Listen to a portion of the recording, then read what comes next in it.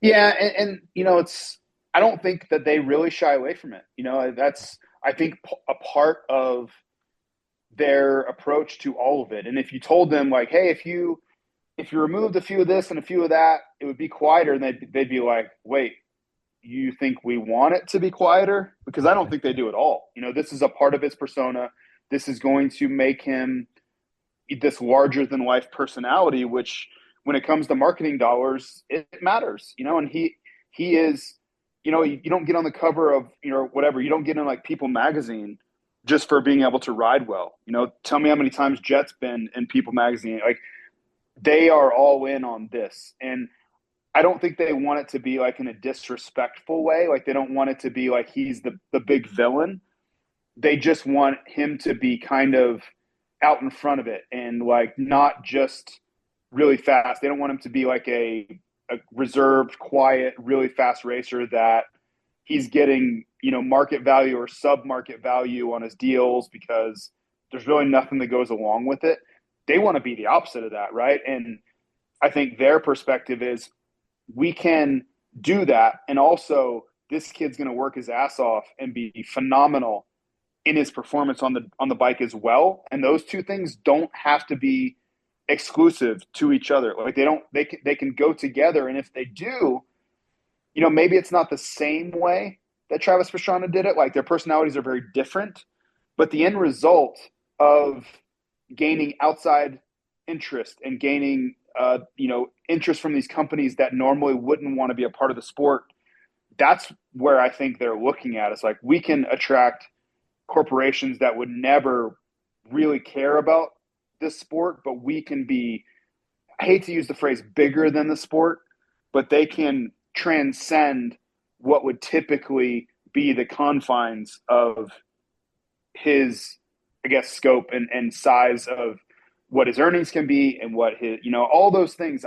Brian lived through this, right? He raced, was a great racer, went into freestyle, and then it turned into this whole other thing. And he understands that dynamic. The X Games, he created his own brand, which he sold for millions of dollars. So he understands the power of going outside the norm. And I don't think that, like he knows there's going to be some iffy moments that come with that. But the only way you branch out of this little box is to take some risk. And is he always going to get it right? No. And did he get checked by Monster and Yamaha for saying what he said? I think so. That's why he posted the apology, right? Like that is not in their nature to post that apology. I don't think they wanted to do it at all. But you have to understand that, Monster and Yamaha, Monster especially, their market cap's $50 billion. Like these are gigantic Fortune 500 corporations that have HR departments and they have a code of ethics. And there's a lot of corporate things that marketing might be like, oh, that was hilarious. But someone somewhere in their corporate structure is like, yeah, you can't say that. Like you can't go on national television, tell our customer base to say, do what he said and that be attached to our name. Like you cannot do that. Like that is not okay. We understand that, all the engagement, all those things, but that is not the message we are trying to share as a family oriented brand. Someone somewhere felt that way. And I think that's my interpretation. I work in a corporate environment every single day, and protecting the integrity of that corporation and the branding, that there's hundreds of millions of dollars spent to grow that brand, protect that brand, identify with, all sorts of people, families, young people, impressionable people. A lot of people thought it was hilarious. I actually thought it was pretty funny, but I certainly understand where someone's going, man, that is not the message we were trying to share with 11-year-olds. Like that's not it. So I think he probably got slapped on the wrist. They said, hey, walk this back, somewhere quietly, like, hey, yeah, stay edgy, but like you got to know where the limit is, right? If you'd have said, like a different phrase, but the same kind of theme, I think that would have been fine. But the phrasing is what got him in trouble here. And he'll learn from it. He won't broach that again. He'll still be himself. He'll still be outlandish. But yeah, you just got to know what you can and can't say, I think. Yeah, that's well said. Really great insight on I guess, the Deegan show and the machine. It just keeps gathering momentum. And like you said, he's following in the footsteps of his father in many ways with the drama and the chaos. But the messaging is calculated in there too, like we've touched on. And obviously, there was a little bit of a slip there, but they love all the booze. They relish all the attention, don't they, mate? And do you feel any sort of, disrespect from other riders? Because obviously, he doesn't treat, well, the perception is there's not a lot of respect for, I guess, sometimes even the fans, the media, other riders too. And sometimes the way he races would show that. Obviously, he had the two incidents with Cole. He's had a host of other incidences. You look back, you've had RJ, Juju, Kitchen, Smith, Hunter Lawrence, and that 250 motocross, and now Davies. So there's getting a fair body of evidence. A lot of guys not really going to do him a favour out on the track in the future, which doesn't bode well for the 450 class as well. When he steps up, will he carry it on into that? But I guess just your take on some of that, mate, because it is an interesting dynamic to follow currently and then in the future. Yeah, I would think that opinions vary a little bit. If you talk like Anderson's on record with Gypsy Tales basically saying like, yeah, but he backs it up and he's super resilient. He can overcome adversity, and I think Anderson's personality of being like he identifies with that anyway. There's a lot of similarities about how Anderson's kind of like f everybody anyway. So there's that, and I don't think like Anderson thinks everything he does is awesome. I think there's a lot of eye rolling from a lot of the 450 guys because they know a lot of it's kind of an act and it's just a young kid kind of talking out of his rear end. Like they're just like, oh God, like they've just been through that and they have kids and a career and mortgages and I think they just roll their eyes at all that stuff because they know that when he moves up, he's going to be good, but all that talking won't matter anymore. Like you're going to be in a very, very different dynamic than what he finds himself in right now. And then it doesn't mean that he won't be able to compete or live up to anything. It's just going to be a lot different. Like racing against Chase and Jet and Tomac and Webb and take your pick, AP, Roxon, like just go down the line. I don't know where he fits into all those guys, but I do know he's going to have to face them. And you can even say, okay, just the top guys.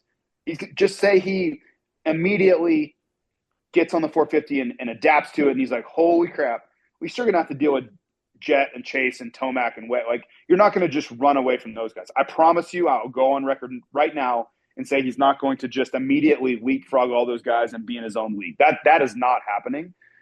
So when you move up, the interesting thing will be, does he tone down the narrative that he has right now? Does he approach those guys in the same way? Because I've heard people I respect, friends of mine, have both sides of they've taken both sides of the argument. They're like, no, this is him. He's going to go right at them. And then I've heard another person who I respect say, no, he's gonna calm down a little bit, and he'll, So I don't know. I would tend to think this is who he is. I haven't seen him really back down from any situation. I've seen him get humbled a few times. Supercross this year, he got humbled a little bit. But I think that's going to be fascinating to watch is his personality is to be really assertive and really confrontational. He thrives on that.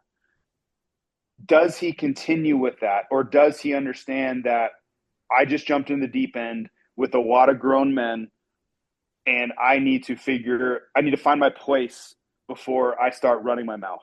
I don't know. I think I'm more interested in that than I am even watching the racing on the track. Honestly, I think I'm more fascinated by the lifestyle side and the human interest portion of this about how does he navigate that than I am even about the what happened. Honestly, because I think I already have a feeling of what I think's going to happen. Like I'm very confident in what I think's going to happen because I think he's going to move up 450 motocross next year. I think he'll be 250 east or west, whichever side they put Cole Davies on. You'll see Deegan on the other side, and then he'll move up for 450 motocross, and then I think he'll be pretty good. But a lot of it will depend on, is Chase healthy? Does Tomac race again? Does Jet race again? Or is Jet healthy? That will determine his results because I don't think he's ready to beat those guys quite yet. Like he's really good. Start there. But those guys are elite and they're in their prime right now.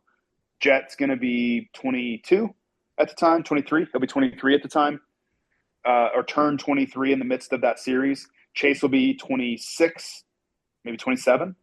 So you're talking about like peak physical fitness, peak mental racecraft. You know, if you talk to any racer, like not me, but like talk to Carmichael, talk to Stewart, talk to anybody who's been there and done it at that level, they will tell you from like 22 to 28, good luck trying to beat them in that moment because there's this apex of your body and your mind and your experience all coming together at the same, like converging like in a pyramid, and it's really difficult to deal with those guys in that moment, and that's what Deegan's going to be up against. So I just want to see how he handles it, and I will be all in on watching how he handles that, especially if he gets beat early on.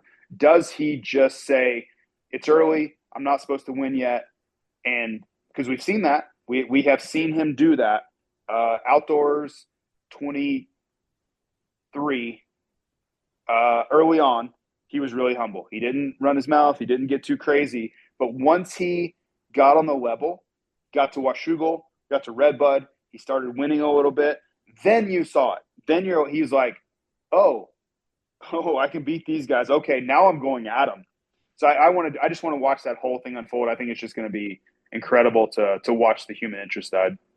Yeah, great stuff, mate. It's going to be really intriguing to follow the trajectory on and off the track. And yeah, like you said, the timeline for 450 outdoors next year will be really cool to see. And just quickly, how do you find interviewing him every weekend pretty much, mate, or, every second weekend at least? But obviously you visited him and the family ahead of the season for a bit of a sit-down feature interview there. But he seems like he's quite erratic and a bit of a mixed bag. You never know what you're going to get when you have the interactions with him. And I guess in the heat of the moment like that, you probably take it with a grain of salt, but with the adrenaline. But there's been a few bizarre ones, and this one certainly topped the cake, didn't it? Yeah, it's I'm not quite sure how to answer it because it's gotten better. So I'll give you insight this weekend.